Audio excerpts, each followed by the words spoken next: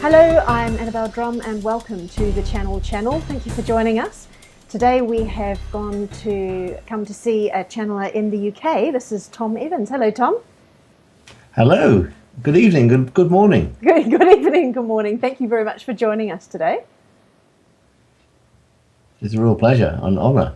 Great. I'm wanting to know a bit more about your channeling because you work differently from the channel that I often work with. So tell me a bit more about how you channel. Well, I got into channeling in a very unexpected way. I didn't even know when I started channeling I was channeling. I was on a 747 going on holiday to the Caribbean. Yep. And all of a sudden, it was before tablets and iPads and things like that, because I had a Cyan 7. And all of a sudden, I started writing this book. It was a story of a woman's life who lives to 100. I wrote it in poetry. And I felt this amazing aura around me, an amazing feeling of love. And this whole story came down within 3 or 4 hours. I was in floods of tears at the end of it, not through sadness. I found out at the end, because it's not a sad story particularly, I found out that that's what happens when you get touched by the angels. And I got back to England, put it up on the internet, and people started downloading it and liking it. And one lady said to me, "Oh, you must have channeled that." And I said, "Well, don't be stupid. Channeling's about getting in touch with Aunt Maud and this sort of stuff." And but she piqued my interest, and I kind of looked into it a bit more, and then found out about it. Went on some courses and stuff like that, and I realised that I had unexpectedly channeled this book in. So, and, what kind of job did you have at that stage when you channeled the first book? I was a board IT consultant at the time. Right. Not knowing what to do with the rest of my life. Yeah. So.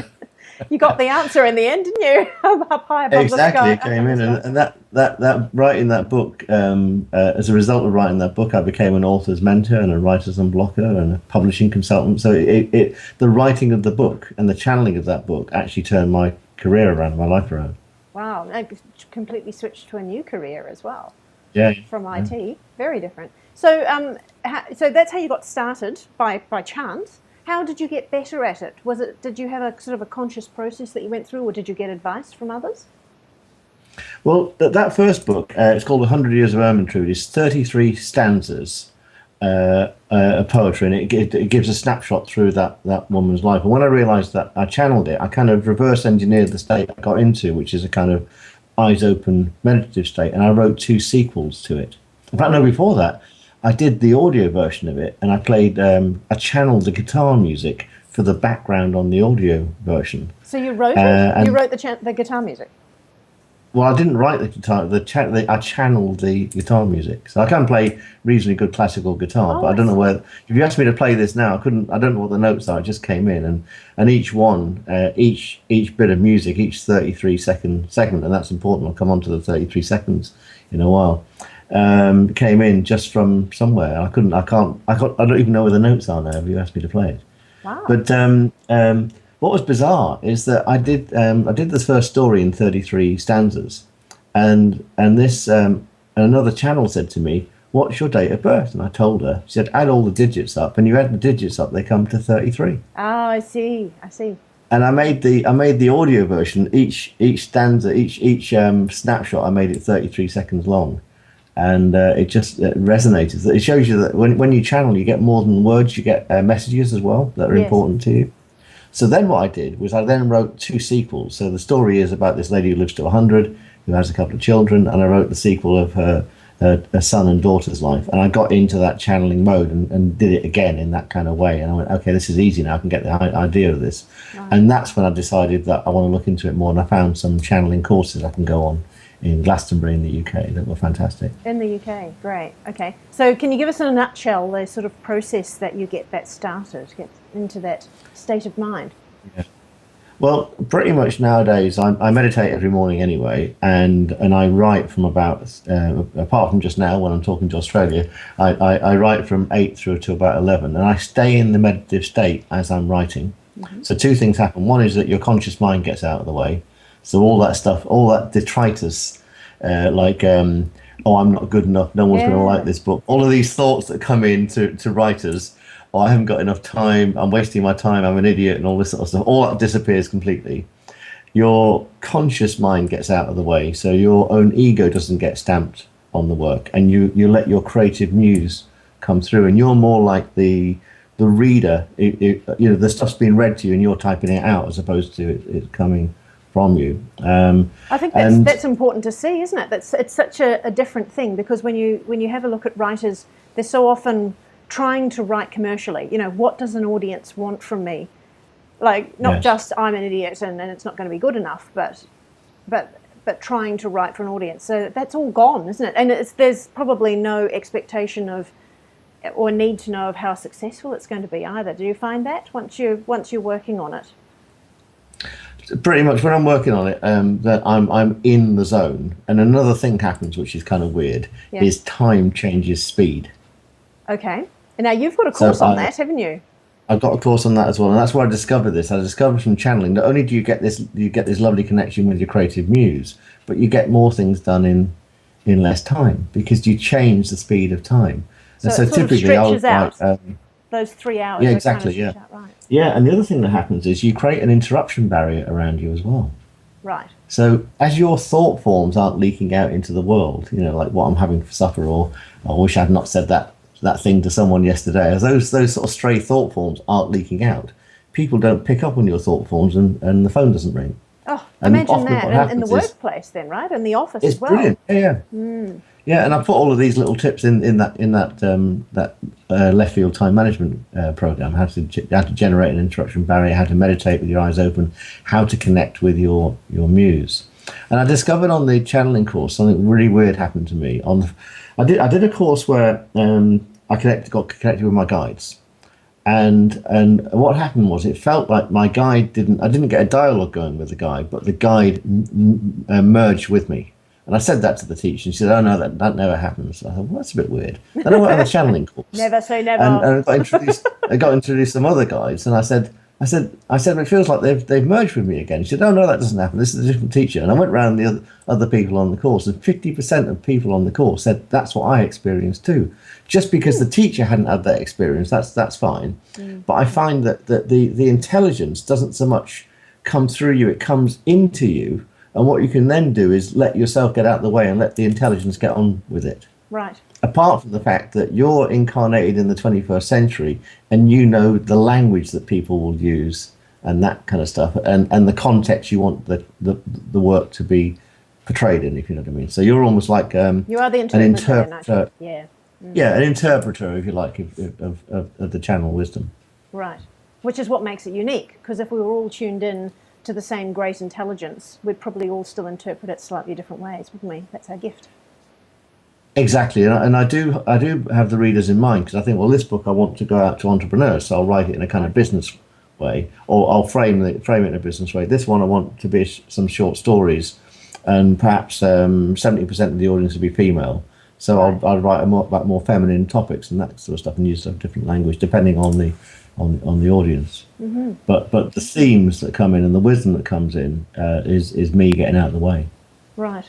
Which I can see when you get into that zone, you could use it for all sorts of different pursuits, really, not just writing, but dancing and artwork and sports. And music, yeah, absolutely, yeah, brilliant. And a lot of Hollywood actors now. A lot of Hollywood actors talk about channeling a performance, don't they? So yes. The word channeling is coming into popular vernacular these days. Yeah, though I sometimes I wonder if people are just using it because it's become like a trendy thing, and then they end up using it the wrong way. So yeah, we have to kind of watch that one. But I have experienced that in acting as well. So, but not what you have done. So this is what's interesting to me, to look at all the different styles of channeling. That's great. So tell me about your latest book. Well, that's my latest book is called New Magic for a New Era. I started writing it in January, and it's published already. And here we are, February. In February, I wanted to have it published for my birthday, which is coming up in a couple of weeks' time. And I changed the speed of time. It's all come out. It's basically the theme of it is this. Took a coach on last year to help me with my business, because I've got lots of new products online and this sort of stuff, and I've produced so many things that it can be quite confusing to someone coming in and saying, well, where do I start? She's helped me put the architecture of the courses together and give people a path through the programs and things like that. And she said, Tom, you've written all these books now. I think I've written 7 non-fiction books and channeled 3 short story fiction. So 10 books I'd produced. He said, "You've never told your story." And I said, "Well, my story's boring because I've not had a hard life." And most books on personal development talk about people that go through some sort of trauma and trials and tribulations, and they learn something from it. They come back from the edge, and then they share that wisdom. And I've just had a glorious life, which is getting better and better each year. He said, "That's the story." So Yeah. why don't you tell the story of how you don't have to go through all these struggles to enjoy life? And so I've written this book. It's called New Magic for a New Era, and it's written in silos. So it starts with the first chapters about money. How do you just get enough money in all the time without worrying about it? How do you have enough time? How do you get a life that you love? And it goes on along with these sort of themes. And in each chapter, I do a bit of theory about how it's done, a little bit of my story about how I came across this magic, the catch, so how it can go pear-shaped, and then how do you do it as the reader? And it's been a real joy. It's only out about a week and a half now, but there's some lovely reviews coming in. And there's stuff in there. So some of that book, I'd say about 50% of it is channeled, but 50% of it is stuff that my life experience and stuff like that. So it's not exactly channeled, but the state I'm in when I'm writing it is the same channeling kind of state. Great. And have you got a picture of it there, or you got the book there? Would you like to show us? I've got the book right here. It just arrived 2 days ago. Woohoo, look at that. There it is. Yeah. What's really weird, is that I've got a cover that stretches front to back, right? Oh, yes. And that fractal image came off the internet as a royalty-free image, like that way. I turned it through that way so it stretches around the front and the back. And I've just got a new rescue dog, and that's the face of the rescue dog inside the book. Oh. It's so weird. And so when you channel, you don't just channel words, you channel signs and metaphors and everything. So for example, my first book had that numerological message in there, that the number 33 is really important to me. And if you come to my website, you might find some products that are priced at £33. In fact, this book in the UK is £3.33 because of exactly that. Yes, that's right. So you bring magic into all your work, not just in the covers and the words and stuff like that, but in the pricing and this sort of stuff. And that magic leaks out into the world. And what I found out by going on these courses and also the work I've done since then is that if you hang around with magical people, magic comes into your life. In the same way, if you hang around with negative people, then negative things might turn up. So, yes, that's right. So I want to introduce this idea that magic is nicely infectious. And the reason it's new magic is it's actually the old magic the ancients and the sages and mystics used to know, but it's brought in a new context with our new scientific knowledge and also our awareness of the world, and how we've come to a point in our evolution where we can dictate our own evolution going forward and the evolution for the rest of the planet as well. Yes, indeed. So it's quite an amazing time in our history. Yes, the rules have changed, haven't they? And I was thinking something you said a bit earlier about the different silos in the book, saying how to get enough money and you use that word enough quite a lot. And I think that that's really important for each of us to really think about. There's so many courses out there that's saying how to make yourself rich and how to earn $5,000 a week, or putting a figure on it, when really once you get there you go, okay, I've done that, now I want more. And this becomes sort of a human addiction to more, when you'll never ever get happy because you've never got enough. So when you decide, well, what is enough? What is that? Actually, it's quite small. It's a lot smaller than you think. You can get by on enough, and then you can pad that out further as you need later, and all of it's good. Then you're happy with all of it. I think that's something that's really useful. What happens is the fear of not having enough money goes out into the world, and that's what you manifest. Enough. So the fear manifests. And some people that have got a big pile of money are worried about losing it. Other people are worried about having enough in their retirement and this sort of stuff. And so you waste time worrying about things when you can actually just be getting on with stuff. And I noticed that my business bank account is aiming down to zero again at the moment. And so I don't worry about that. I just observed it, and I know that a job will come in over the next couple of weeks. And there's no reason. There's a good reason it's gone like that, because I've been busy writing the book for the last 2 months, and therefore not doing quite as much client work and stuff like that. So you don't worry about it. You just notice it and you just observe, and there's a huge amount of trust as well. And in nearly 57 years, it hasn't let me down yet. No, that's the best way to do it, isn't it? That's the good old law of attraction. stuff there. So how do you see channeling being used in the future in general? Well, I must share with you my particular view of channeling. So even though I do channel, I've got no idea what it is that I channel. I do get the occasional voice, I get the occasional vision, but most of it comes in as a knowing, as opposed to I'm channeling the Archangel Michael or whatever. So my personal view is that what we do is we channel our future self, so that our future self knows the words that we've yet to write. So we tune into that version of us, which is one of the things I teach on the Living Timefully course. You can get the words sent from the future back to the present. So we can use this for lots of things. So we can use it in education, for example. We can use it in learning. We can use it in general creativity. So I'd love to see channeling coming in some form right from the get-go. From primary school. Exactly, yeah. And we've got to make it sexy. We've got to make it fun. We've got to take the mystique out of it and take that mediumshipness away from it all. Yes. And one of the things I do is active channeling as opposed to passive channeling. I tend to find that a lot of channel works can be quite repetitive, sound slightly worthy, and you get the dear ones coming through, and this sort of this tone which just sounds, it's just off the edge of patronizing, if you know what I mean. Right. And so I tend to steer. What's the difference between active and passive channeling? Well, passive channeling tends to be the question and answer kind of channeling. So you ask a question, get the answer back. I can do that, and I can do the voices thing where you come in with a different voice and that kind of thing, and let the thing, whatever it is, take over you.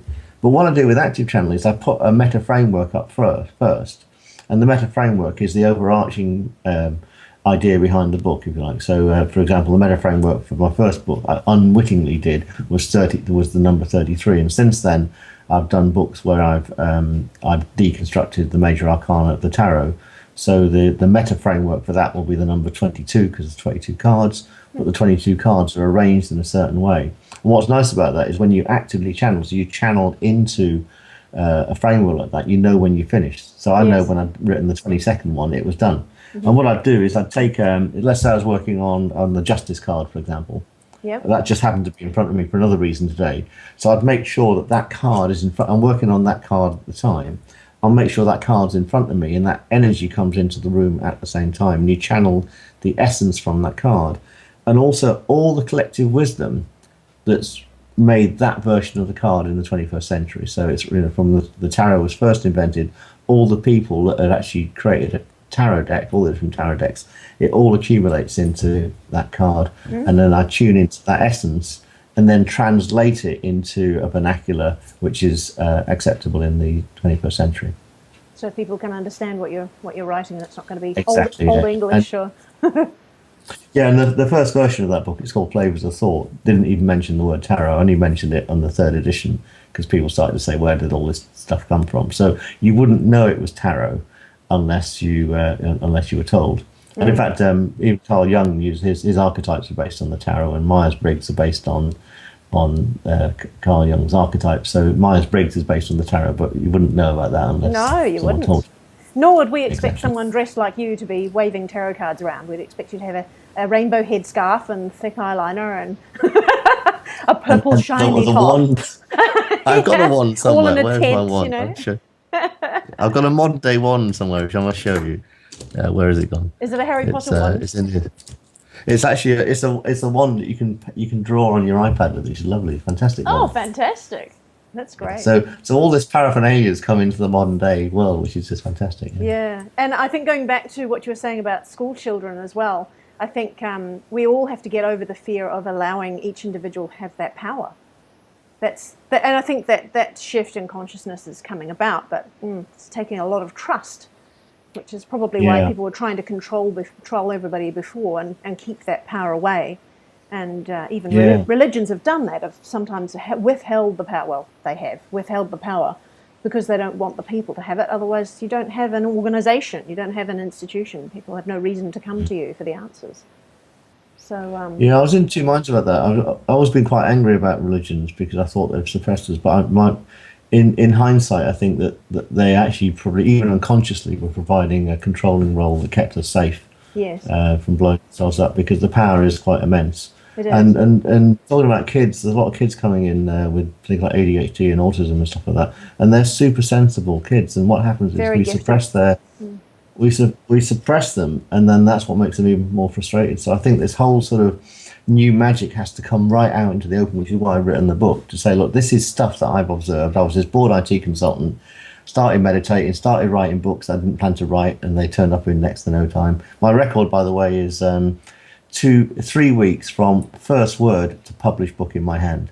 And how many words in the book on average? That was 12,000 words. That was I've got the book here. This is a book called This We Know. I didn't plan to write it. It's only thin, but it came in less than 2 weeks, and I got the published book in my hand in 3 weeks. So this is there's practical results from all this stuff. But yeah, so get it into school, get teachers educated in how to look after magical kids, and it's all about having fun, imbuing creativity and this sort of stuff, and also there's some lovely stuff I've been doing recently with a couple of kids on numerology, and these kids just hate maths, but when you show them the magic of numbers and how you can do sums, I can teach kids how to add 2 6-digit numbers up in less than half a second.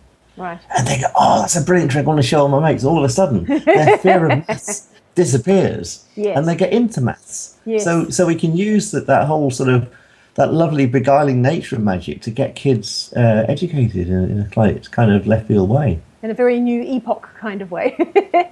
Yeah, and fun, and fun, not dangerous. That's right. Fun, engaging, and then imagine that creativity. I learned all this stuff when I was in my mid-40s. Imagine if you start off life with this. I know. How different life would be. Then you really bring out the creativity from the very beginning, and it's not about conforming, it's about finding your uniqueness. Yeah, awesome. Yeah. So, can we see you do more of your work? Well, a lot of it's online. So my website's www.tomevans.co, just .co, not .com or .co.uk. And on there you've got my magical books, my channel books. I've got courses on how to channel. I've got a course on how to channel a book. I've got a course on how to bend and stretch time so you can get more things done in less time. I've got my own podcast show where I interview other magical people as well. So that's I've got a whole series of people I'm doing over the next few months, which are just who magically just appeared. I've just got this whole raft of people just turned up, and I'm like, wow! All of a sudden, the whole thing's going up in. So there's no shortage of ways to see me. I'm on Twitter. I'm on Facebook. I'm doing something magical pretty much every week, and I'm channeling things every week. But you might not see them as channeled works, if you know what I mean. So a blog would be channeled, even a tweet would be channeled. The actual words in it and that sort of stuff, and the timing of it. A lot of my tweets go out at 4:44 or 3:33 or 1:11, this sort of stuff. So I even use the timing of the tweet to imbue magic into the content as well. And for you to be able to see the difference between when something is channeled and when you thought it up, I guess it comes clearer over time as well, does it? It does, yeah. Because Tom didn't know that thing. So there's something in the new book about love and gravity. That gravity and love are the same thing. So that the sun, the earth revolves around the sun because it loves to. They're in love with each other, and the moon revolves around the earth because they love each other. and the missing dark energy and dark matter that the scientists can't find at the moment is love. And the universe is absolutely conscious, and every bit of the universe loves all the other bits of the universe. So and what's really weird is that the cosmologists have found recently that all the local galaxies local to our galaxy all revolve around this missing thing they can't see called the Great Attractor. How beautiful is that?